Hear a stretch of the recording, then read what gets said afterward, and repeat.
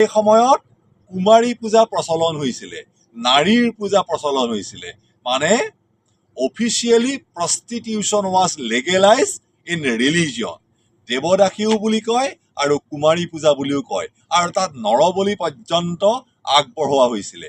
আৰু ইয়াৰ মূল পীঠস্থান আছিলে, কেন্দ্ৰভূমি আছিলে কামাখ্যা, যি কামাখ্যাক লৈ আজি অসমে গৌৰৱ কৰে। কামাখ্যাৰ যোগেদিয়েই অসমৰ এক ক'লা ইতিহাস বৈ গৈছিলে। কৃষ্ণ জয় গুৰু শংকৰ। এক হৰি একদেৱ, অন্য কোনো দেৱ দেৱী নকৰিবা শেষ। মূৰ্তিকো নেচাইবা, নিৰ্মালি নলৈবা, ধৰ্ম হ'ববে বিচাৰ। এক হৰি একদেৱ বুলি, এইটো সংক্ষেপে মই কৈছোঁ, এক হৰি একদেৱ বুলি শংকৰদেৱে যি লিখিছিলে এই বাক্যশাৰী, এই বাক্যশাৰী শংকৰী মহাপুৰুষীয়া ধৰ্মৰ অতি বিতৰ্কিত এফাকি বাক্য। এই বাক্যশাৰী বহুতে এটা ডিভিচিভ মানে বিভাজনকামী শক্তি বুলিও অভিহিত কৰিব বিচাৰে। কিন্তু কেনেকুৱা প্ৰেক্ষাপটত শংকৰদেৱে এইষাৰ কথা কৈছিলে? কিন্তু সেই সময়ৰ অসমৰ সাংস্কৃতিক ধৰ্মীয় কেনেকুৱা পৰিৱেশ আছিলে? সেই সময়ত অসমৰ যেনেকুৱা সাংস্কৃতিক ধৰ্মীয় পৰিৱেশ আছিলে, তাৰ প্ৰেক্ষাপটত শংকৰদেৱে ভাগৱতত এই বাক্যশাৰী লিখিছিলে।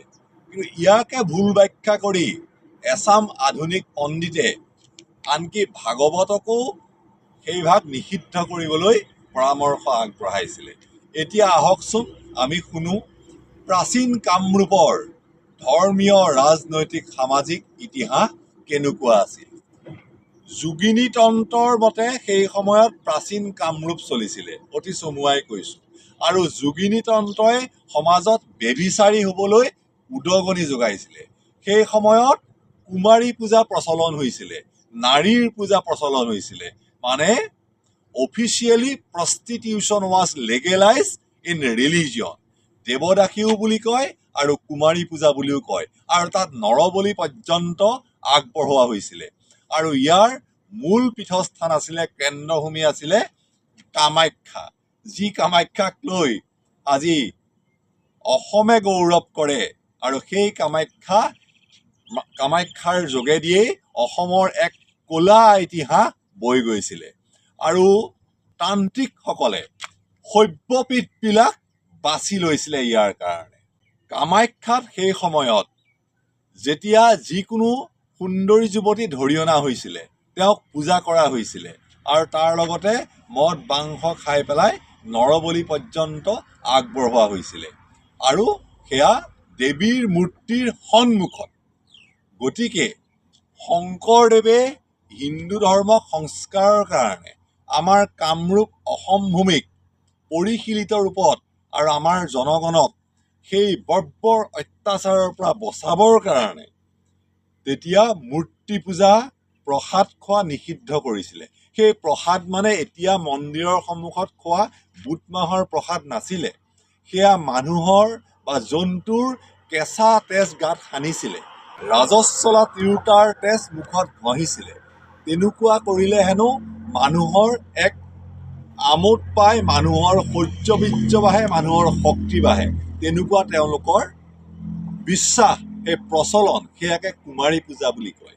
আৰু এটা ইয়াৰ লগত কওঁ, শংকৰদেৱে নাৰীৰ ক্ষেত্ৰত প্ৰাৰম্ভিক অৱস্থাত কিছুমান কঠোৰ নীতি নিয়ম পালন কৰিছিলে।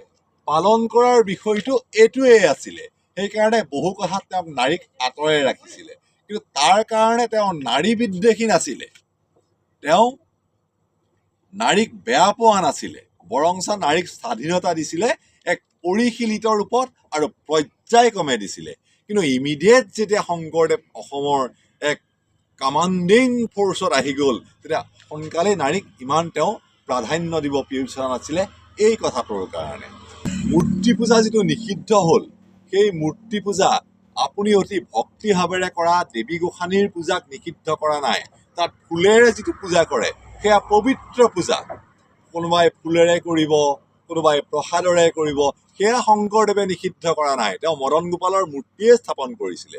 আৰু তেতিয়া তন্ত্ৰৰ কেনেকৈ সৃষ্টি হৈছিলে, বৌদ্ধ ধৰ্ম, চীনৰ টাও ধৰ্ম, এই আৰু হিন্দু তান্ত্ৰিক মিলি পেলাই এটা বেভিচাৰী ধৰ্মৰ সৃষ্টি হৈছিলে। সেই ধৰ্মটোৰ আচলতে নামো নাই, সেয়া তন্ত্ৰ বুলি ক'লেও হ'ল। সেয়া সভ্য ধৰ্ম নহয়, কিন্তু বৈষ্ণৱ নহয়। কিন্তু তেতিয়া সভ্য আৰু বৈষ্ণৱ ধৰ্মৰ যিসকল ব্ৰাহ্মণ আছিলে তেওঁলোকো উপায়হীন হৈ দুই একে তন্ত্ৰ মন্ত্ৰত যোগ দিছিলে। আৰু সেই ব্ৰাহ্মণসকলক কৌনজীয়া ব্ৰাহ্মণসকলে অৱজ্ঞাৰ চকুৰে চাইছিলে। এয়া বহুত বুৰঞ্জীত উল্লেখ আছে।